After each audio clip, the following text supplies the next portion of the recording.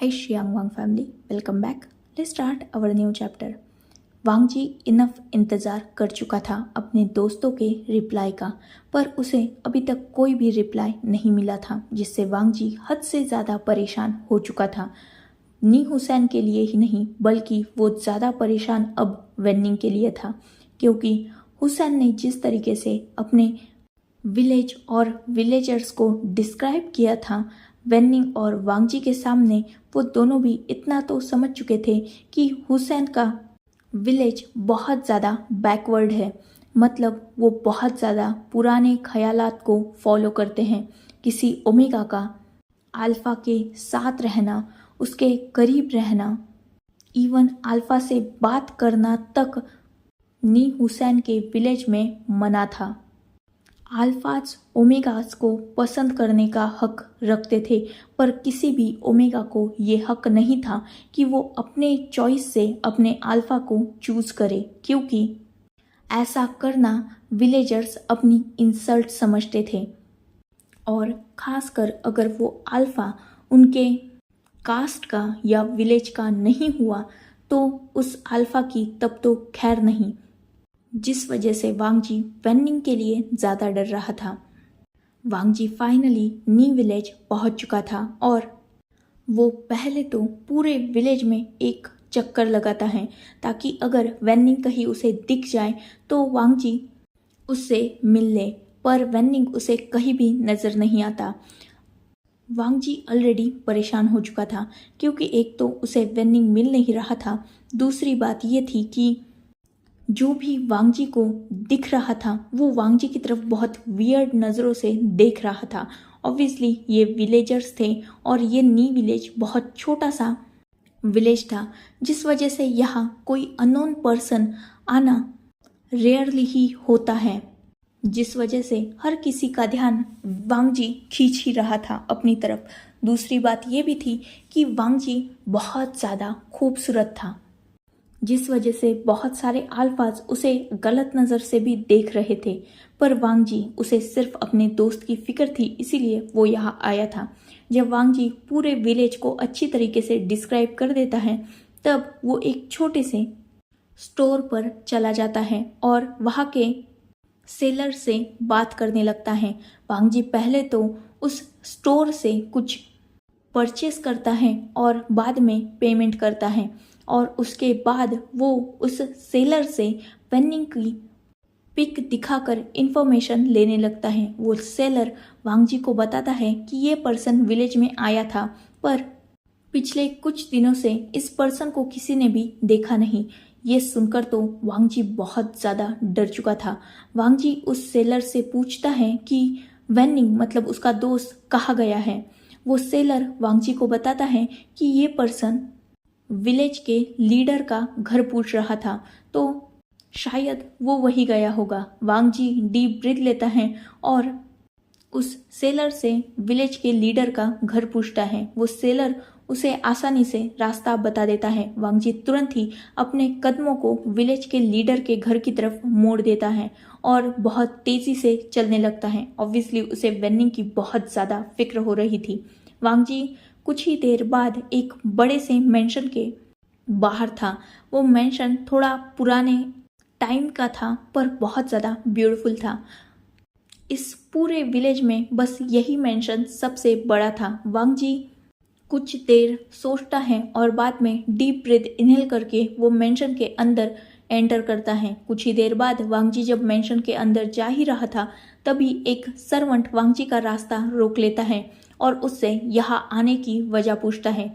वांग जी अपनी चालाकी दिखाता है और हुसैन की फ़ोटो उस सर्वेंट को दिखाते हुए कहता है कि मैं इस पर्सन का बेस्ट फ्रेंड हूँ और इससे यहाँ मिलने आया हूँ। वो सर्वेंट जैसे ही हुसैन का पिक वांग जी के मोबाइल में देखता है, वो नोट करते हुए कहता है, हाँ ये हमारे लिटिल मास्टर हैं। वांग जी के फेस पर स्माइल आ जाती है और वो उस सर्वेंट से पोलाइटली पूछता है कि क्या वो अब उनके लिटिल मास्टर से मिल सकता है। वो सर्वेंट तुरंत नोट करते हुए कहता है, पहले आपको लीडर से परमिशन लेनी होगी। वांग जी इतना तो समझ चुका था कि इस विलेज का जो भी मुखिया है उसे सारे विलेजर्स लीडर पुकारते हैं। वांग जी तुरंत नोट करते हुए कहता है, हाँ मुझे भी आपके लीडर से मिलना है, कहाँ है वो सर्वेंट वांग जी को फॉलो करने के लिए कहता है। कुछ ही देर बाद वांग जी जब उस सर्वेंट का पीछा कर रहा था तब वांग जी अपने सामने एक पर्सन को चेयर पर आराम से बैठा हुआ देखता है। वो सर्वेंट उस पर्सन के पास जाता है और उसे बो करते हुए कहता है, लीडर, लिटिल मास्टर से कोई मिलने आया है।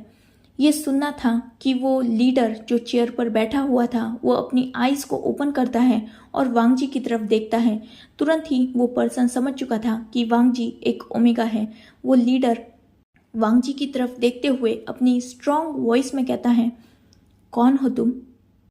वांग जी पहले तो उस लीडर को अपनी रिस्पेक्ट शो कराता है और बाद में उससे पोलाइट वॉइस में कहता है, एक्चुअली मैं नी हुसैन का बेस्ट फ्रेंड हूँ और उससे यहाँ मिलने आया हूँ। मैं बहुत दिनों से हुसैन के कॉल को ट्राई कर रहा हूँ पर उसका कॉल लग नहीं रहा, जिस वजह से मुझे फिक्र हो रही थी। साथ ही बहुत जल्द हमारे फाइनल एग्ज़ाम आने वाले हैं, जिस वजह से कुछ प्रोजेक्ट्स को कॉलेज में सबमिट कराना है। हुसैन ने अभी तक वो प्रोजेक्ट सबमिट नहीं किए, जिस वजह से वो फेल भी हो सकता है। बस इसीलिए मैं उससे मिलने आया हूँ। मुझे जानना है कि क्या वो ठीक है, क्योंकि मैं उसकी फ़िक्र कर रहा था और मुझे हमारे प्रोफेसर्स ने यहाँ ये जानने के लिए भेजा है कि क्या हुसैन प्रोजेक्ट सबमिट नहीं करने वाला और वो कब वापस आएगा, क्योंकि ऑलरेडी उसकी लीव ख़त्म हो चुकी है। गांव का लीडर पहले तो वांग जी को ऊपर से नीचे तक देखता है, बाद में वो अपनी जगह से खड़ा हो जाता है और स्ट्रांगली वांग जी के सामने खड़े होते हुए कहता है, मैं हुसैन का फादर हूँ। हुसैन बिल्कुल ठीक है पर अब वो कॉलेज कंटिन्यू नहीं करने वाला। ये सुनना था कि वांग जी फिर से सामने वाले पर्सन को डीप बो करते हुए कहता है, हेलो अंकल, मेरा नाम लान वांग जी है। क्या आप मुझे बता सकते हैं कि हुसैन कॉलेज क्यों नहीं कंटिन्यू करने वाला?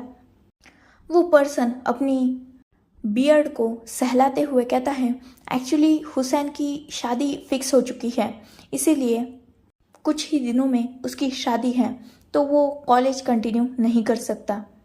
वांग जी नोट करते हुए कहता है, अंकल क्या मैं हुसैन से मिल सकता हूँ? वो पर्सन पहले तो वांग जी की तरफ देखता है, बाद में नोट करते हुए कहता है, हाँ तुम उससे मिल सकते हो। तुम एक काम करो, 2-3 दिन यही रुक जाओ, क्योंकि हुसैन की शादी 4 दिन बाद ही है तो तुम यहाँ रुक सकते हो। उसका दोस्त अगर उसकी शादी में होगा तो उसे भी अच्छा लगेगा। ये सुनते ही वांग जी के फेस पर स्माइल आ चुकी थी। वो हुसैन के फादर को बो करते हुए कहता है, जी अंकल, जैसा आप चाहें। अब आप मुझे बता सकते कि हुसैन कहाँ है? वो पर्सन नोट करते हुए उस सर्वंट को इशारा करता है। वो सर्वंट वांग जी की तरफ देखता है और अपनी पोलाइट वॉइस में कहता है, फॉलो मी। वांग जी फिर से उस सर्वंट को फॉलो करने लगता है। कुछ ही देर बाद वो सर्वंट एक रूम के बाहर रुकता है और वांग जी देखता है कि उस रूम के डोर को बाहर से लॉक किया गया था। वांग जी समझ जाता है कि जो उसने सोचा था वो बिल्कुल सही था। वांग जी कुछ नहीं कहता, वो सर्वेंट डोर ओपन करता है और बाद में वांग जी को अंदर जाने के लिए कहता है। वांग जी अंदर जाता है और तुरंत ही वो सर्वेंट बाहर से डोर लॉक कर देता है। वांग जी कुछ नहीं कहता पर अंदर की तरफ रूम में अपनी नज़रों को दौड़ाने लगता है। कुछ ही देर बाद वांग जी देखता है कि बेड के दूसरे साइड पर ज़मीन पर कोई पर्सन बैठा हुआ है। वांग जी अपने धीमे कदमों से उस पर्सन की तरफ जाने लगता है। वांग जी जब उस पर्सन का फेस देखता है तो वो टोटली शॉक हो चुका था, क्योंकि वो कोई और नहीं नी हुसैन था, जो शायद रोते रोते बेड से लगकर ही सो चुका था। उसकी आईज के नीचे अभी भी वो टीयर्स के निशान क्लियरली दिख सकते थे। वांग जी हुसैन के पास जाता है और वही साइड में बैठ जाता है। वो हुसैन के शोल्डर पर हाथ रखता है। हुसैन जैसे ही किसी पर्सन के टच को फील करता है वो तुरंत अपनी आइज़ को ओपन कर लेता है। जैसे ही वो अपने सामने वांग जी को देखता है, पहले तो वो टोटली शॉक हो चुका था, पर कुछ ही देर बाद जब हुसैन ये रियलाइज़ करता है कि वांग जी सच में उसके सामने हैं और ये उसका कोई भी सपना नहीं है, वो तुरंत ही वांग जी को टाइटली हग कर लेता है और ज़ोर ज़ोर से रोने लगता है। वांग जी ऑलरेडी रोने की वजह तो समझ चुका था।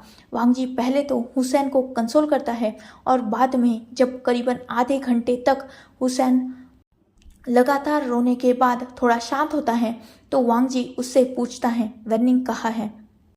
हुसैन अपनी क्राइंग वॉइस में वांग जी से कहता है, मुझे नहीं पता, मुझे फादर ने पिछले कई दिनों से रूम में बंद करके रखा है।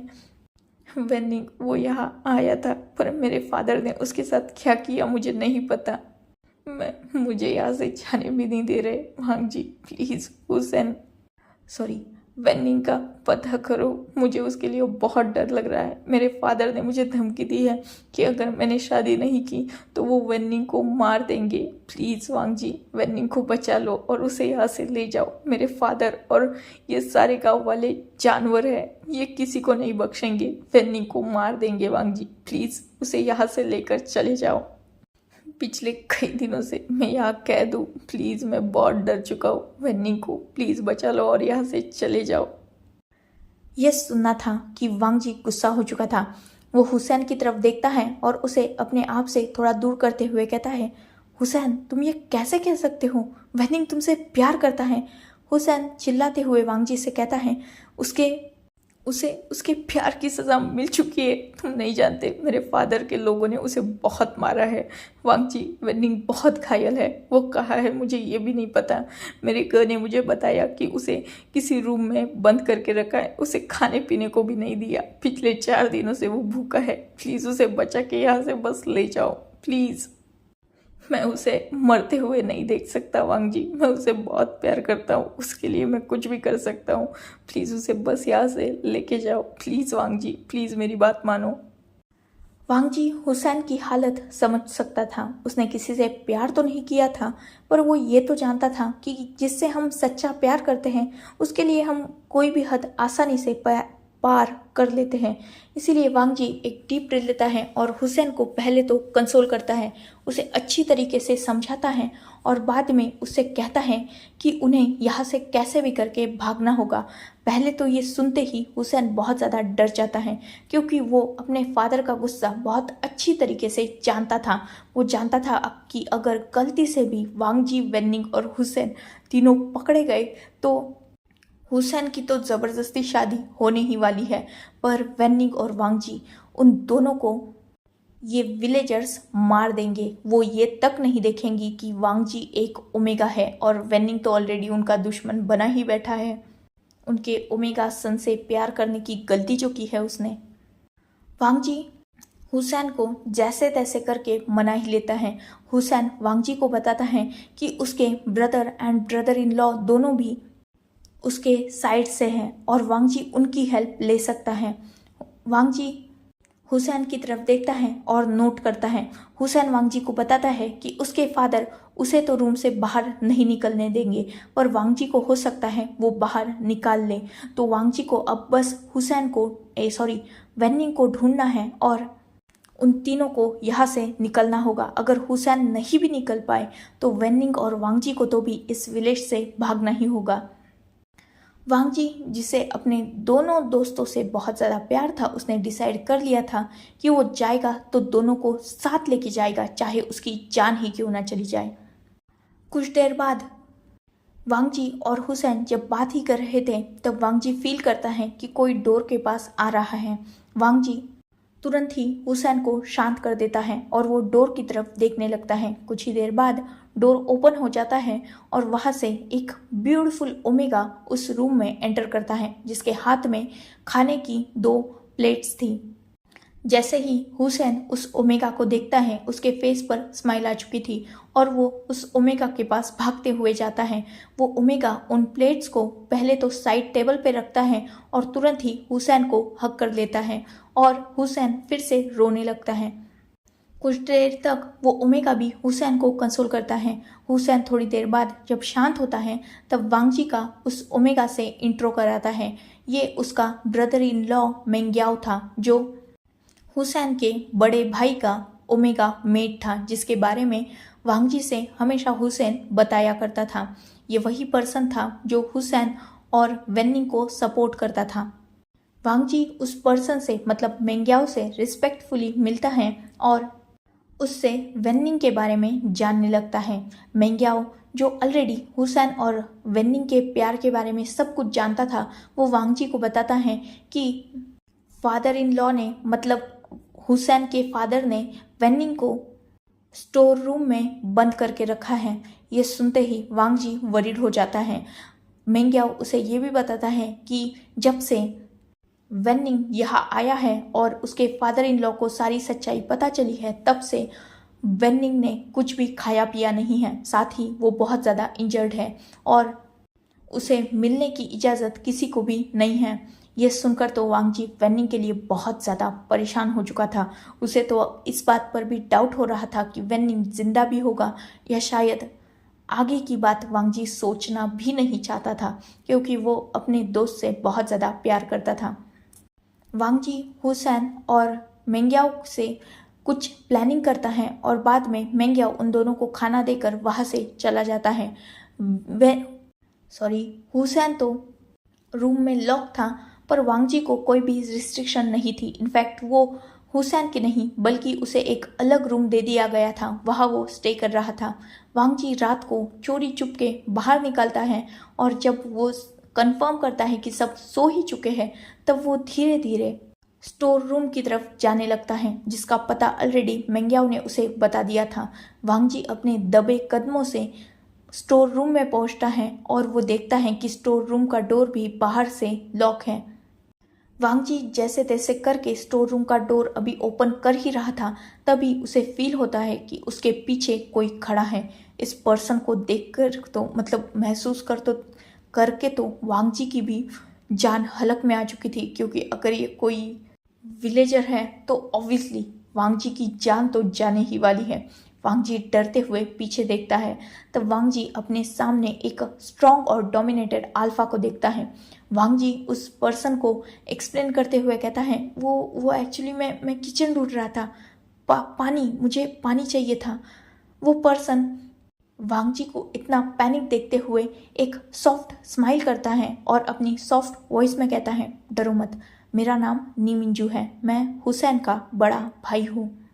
ये सुनते ही वांगजी एक रिलीफ की ब्रेथ लेता है और कहता है, मिंजू आपने तो मुझे डरा दिया। ये सुनते ही नीमिंजू वांगजी की तरफ कन्फ्यूजिंगली देखने लगते हैं और कहते हैं, क्या तुम मुझे जानते हो? वांगजी एक सॉफ्ट स्माइल के साथ मिंजू की तरफ देखते हुए कहता है, हाँ, आप हुसैन के ग हो। उसने आप और मेंग्याओ ग के बारे में बहुत सारी बातें बताई हैं, इसीलिए मैं आपको फेस से तो नहीं पहचानता था, पर आप लोगों के नेचर को अच्छी तरीके से जानता हूँ। वैसे क्या मैं आपको ग बुला सकता हूँ? मिंजू एक सॉफ्ट स्माइल के साथ नोट करते हैं और उसकी तरफ देखते हुए कहते हैं, तो तुम अपने दोस्त को बचाने आए हो? वांगजी तुरंत ही नोट करता है। मिंजू अपने पॉकेट से एक की निकालते हैं और वांगजी की तरफ बढ़ाते हुए कहते हैं, ये इस लॉक की की है, तुम इसे ओपन कर सकते हो। ये सुनते ही वांगजी के फेस पर स्माइल आ चुकी थी। वो तुरंत ही डोर को ओपन करता है और अंदर की तरफ चला जाता है। वो देखता है कि फ्लोर पर एक पर्सन लेटा हुआ था और उसके आसपास बहुत सारा खून था। वांगजी के फेस पर वरीड एक्सप्रेशन साफ तौर पर देखे जा सकते थे। इनफैक्ट उसके आंखों में आंसू आ चुके थे। वेन्निंग जो उसका सबसे प्यारा दोस्त है, वो अभी इस हालत में अनकॉन्शियसली फ्लोर पर गिरा हुआ है। वांगजी तुरंत ही वेन्निंग के पास जाता है और उसे अपने आर्म्स में होल्ड करता है और उसे टैप टैप करके उठाने की कोशिश करने लगता है, पर वेन्निंग उसका कोई भी रिप्लाई नहीं था। वांगजी जिसकी आंखों में वेन्निंग को ऐसे देखकर बहुत ज़्यादा आंसू आ चुके थे और वो अनकॉन्शियसली ही उसकी आंखों से बह भी रहे थे, वांग जी वेन्निंग को उठाते हुए कहता है, वेन्निंग वेन्निंग प्लीज़ उठो उठो वेन्निंग। मिंजू तुरंत वांग जी के पास आते हैं और उसकी तरफ देखते हुए कहते हैं, ये नहीं उठने वाला, ये बहुत ज़्यादा वीक है, तुम जैसे तैसे करके इसे और हुसैन दोनों को भी यहाँ से लेके जाओ। वांग जी नोट करता है और वो मिंजू की हेल्प से वेन्निंग को उठा लेता है। इससे पहले कि वांग जी वेन्निंग को अपने साथ ले जाता, एक सर्वेंट उन्हें देख लेता है और चिल्ला चिल्ला के सारे लोगों को इकट्ठा कर लेता है। मिंजू जैसे ही ये देखते हैं वो तुरंत ही उन सारे लोगों को रोकने लगते हैं और वांग जी को भागने के लिए कहते हैं। वांग जी के पास कोई भी रास्ता नहीं था, वो वेन्निंग को ऐसे लेकर भाग नहीं सकता था, इसीलिए वो वेन्निंग को वही छोड़ देता है और हेल्प के लिए बाहर की तरफ भाग जाता है। अभी उसे जैसे तैसे करके बाहर से हेल्प लानी होगी, यही सोचते हुए वांग जी सीधा विलेज से जंगल की तरफ भागने लगता है, पर बहुत सारे विलेजर ऑलरेडी उसके पीछे पड़ चुके थे। नी मिंजू उन्हें रोकने की कोशिश तो कर रहे थे, पर नी मिंजू को भी बहुत सारे लोगों ने पकड़ लिया था। अब वांग जी सीधा बस स्टैंड की तरफ भागने लगता है, क्योंकि उसने सोच लिया था कि वो सीधा शहर जाएगा और अपने दोनों दोस्तों को पुलिस की हेल्प से छुड़ाएगा। पर इससे पहले कि वांग जी विलेज से सिटी पहुंच पाता, उससे पहले ही सारे विलेजर्स ने उसे पकड़ लिया था और लीडर के सामने लाकर फेंक दिया था और लीडर ने वेन्निंग और वांग जी को उस पेड़ पर बांध दिया था। वांग जी और वेन्निंग जो पूरी तरीके से अनकॉन्शियस उस पेड़ पर वैसे ही बंधे हुए थे। अभी शाम होने में आई थी और वांग जी और वेन्निंग करीबन 4-5 घंटों से उसी पेड़ पर बंधे हुए थे। वेन्निंग का बहुत ज़्यादा ब्लड लॉस हो चुका था और वांग जी का भी हद से ज़्यादा ब्लड लॉस हो चुका था, शायद ही वो बच पाए। उन्हें देखकर तो ऐसे लग रहा था, खासकर वेन्निंग को देखकर, कि वो तो लगभग शायद मर ही चुका होगा। ऊपर से हुसैन की कोई भी खबर अब वांग जी को नहीं थी। वांग जी को गांव के लोग जो गॉसिप कर रहे थे उससे बस इतना पता चला था कि नी मिंजू को भी और मेंग्याओ को भी उसके फादर इन लॉ ने, मतलब इस गांव के लीडर ने पकड़ के कैद कर दिया है, साथ ही हुसैन को भी। वांग जी धीरे धीरे अब अपने होश में आ रहा था, क्योंकि ऑब्वियसली वो बहुत देर से बेहोश था और उसकी कंडीशन थोड़ी बहुत स्टेबल थी, इसीलिए उसकी आईज धीरे धीरे ओपन हो रही थी। जैसे ही वांग जी थोड़ी थोड़ी अपनी कॉन्शियसनेस गेन करता है, वैसे ही वो अपने आसपास अपनी ब्लरी आईज से देखने लगता है। वांग जी आसपास के विलेजर्स को देख सकता था, पर कोई भी उसकी हेल्प करने नहीं आता। इनफैक्ट वांग जी पानी मांग रहा था तो कोई उसे पानी पिलाने के लिए भी नहीं आ रहा था। वांग जी को आज सच में इस हार्श ह्यूमैनिटी से नफरत हो रही थी। वांग जी सच में सोच रहा था कि इतनी बकवास सोसाइटी कैसे हो सकती है कि एक इंसान मर रहा है तो उसे पानी पिलाने की तक इन सब लोगों की दानत नहीं है। इनफैक्ट ये सब लोग उसे इग्नोर कर रहे हैं।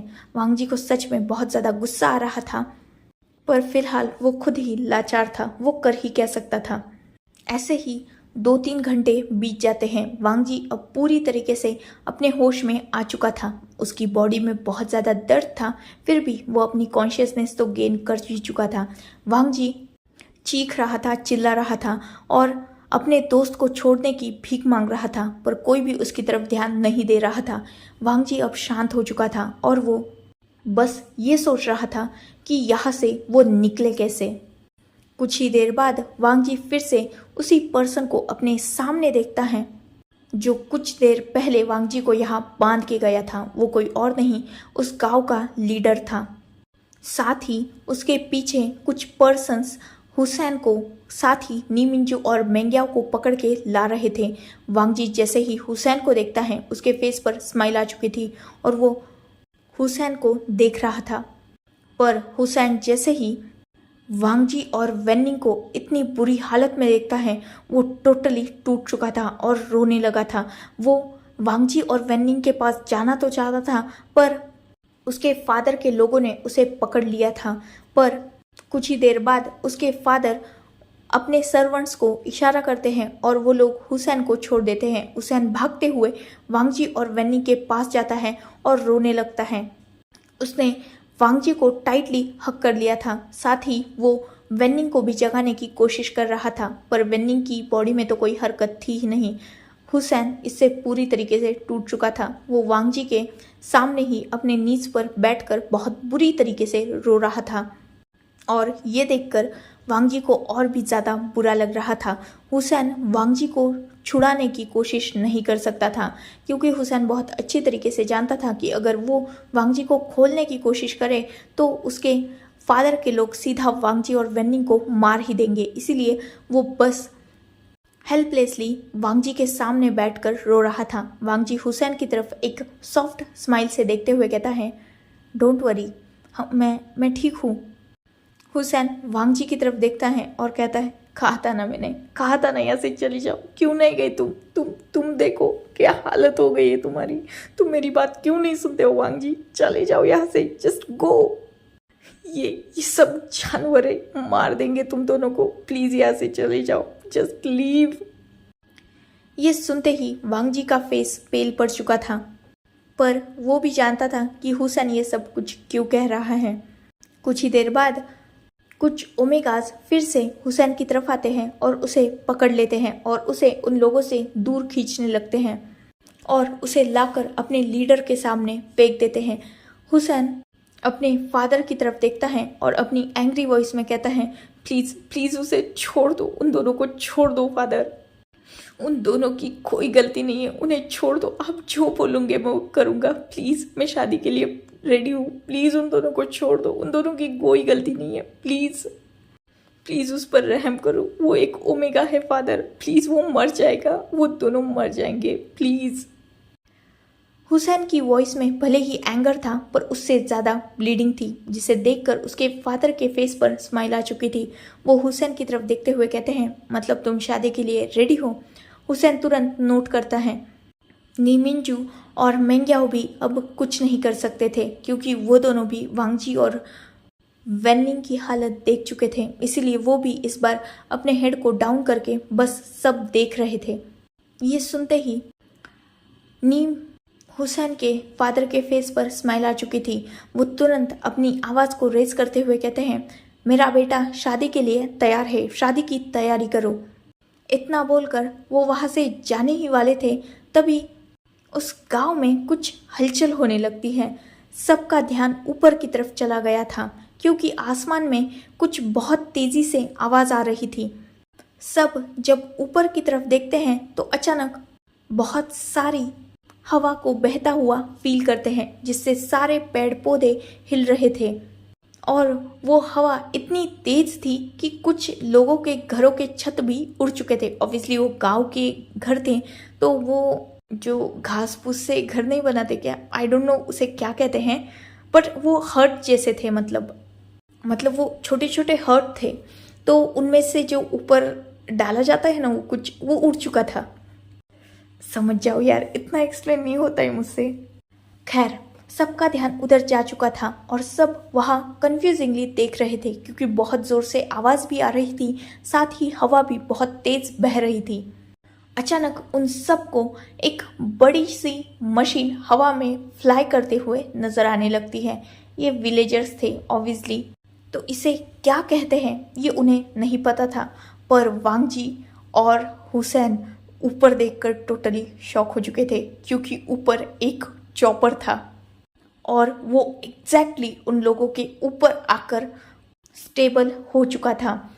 सभी का ध्यान उस अजीब सी मशीन पर था, मतलब बाकी विलेजर्स का, और बाकी वांगजी और हुसैन भी वहाँ कंफ्यूजिंगली देख रहे थे। कुछ ही देर बाद उस चॉपर से एक लैडर नीचे गिरती है और वहाँ से एक पर्सन उस चॉपर से नीचे आने लगता है। उस पर्सन को देखकर हर कोई शॉक हो चुका था, क्योंकि ऑब्वियसली एक तो इस पर्सन को कोई नहीं जानता था, इवन हुसैन और वांगजी भी नहीं, साथ ही इस पर्सन की एंट्री बहुत ज़्यादा ज़बरदस्त थी।